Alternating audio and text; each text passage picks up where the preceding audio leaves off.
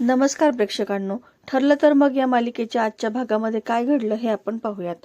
अस्मिता आणि सचिनमध्ये जे काही वाद होत असतात त्यामुळे अस्मिताचा मूड काही व्यवस्थित नसतो आणि मग तिला एकटं वाटू नये म्हणून अर्जुन असं ठरवतो की मीही आज बाहेर जाणार नाही, सगळे आपण इथेच एन्जॉय करूयात. तो सायलीला तसं सांगतो सुद्धा, पण तितक्यात त्याला चैतन्याचा कॉल येतो आणि तो चैतन्याला म्हणतो की मी काही येत नाही. चैतन्य म्हणतो, अरे ऐकून तर घे, मी महिपतला पाहिलाय आणि तो कुठे पाहिलं याचा पत्ता सांगतो. तेव्हा मात्र अर्जुनला खूप मोठा शॉक बसतो आणि तो सर्वांना सांगतो की मला महिपतचा पत्ता मिळालाय, त्यामुळे मला जावंच लागेल. आता तो निघून जातो, मात्र प्रियाची इकडं घालमेल सुरू होते. नेमकी नागराजने माती खाल्लीच म्हणायची आणि त्याच्या तावडीतून तो सुटला. आता ती घाईघाई बाहेर येते आणि नागराजला कॉल करून सांगते की तुम्ही काय झोपा काढताय का? तो महिपत पळाला सुद्धा, तुमच्या नाकावर टिचून तो बाहेर पडला. नागराजला काही विश्वास बसत नाही. मग तो त्या पंटरला फोन करून पाहतो आणि त्याला विचारतो की काय बरं आहे ना, सगळं व्यवस्थित आहे ना? तो फोन नेमकी महिपत उचलतो. तू नाग नाहीयेस, गांडूळ आहेस, गांडूळ. 113% आता तुझे मी तुकडे तुकडे करून तुला संपवणार.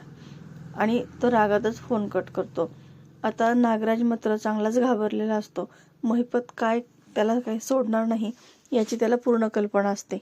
आता महिपत त्याच्या माणसाला सांगतो की मी काय गाडीवरून असं इकडे इकडे पळणार नाहीये, 4 चाकी गाडीची सोय करा, तोपर्यंत मी इथेच थांबतो.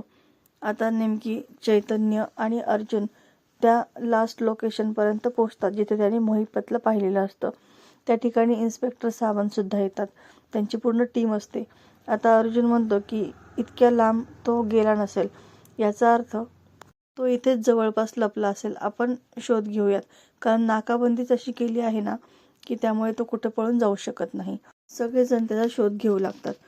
अर्जुन आणि चैतन्य येणाऱ्या जाणाऱ्या प्रत्येक व्यक्तीला महिपतचा फोटो दाखवून विचारतात, पण त्यांना काही माहिती हाताशी लागत नाही. आता महिपत त्या ठिकाणी येतो आणि पोलिसांची जीप पाहतो.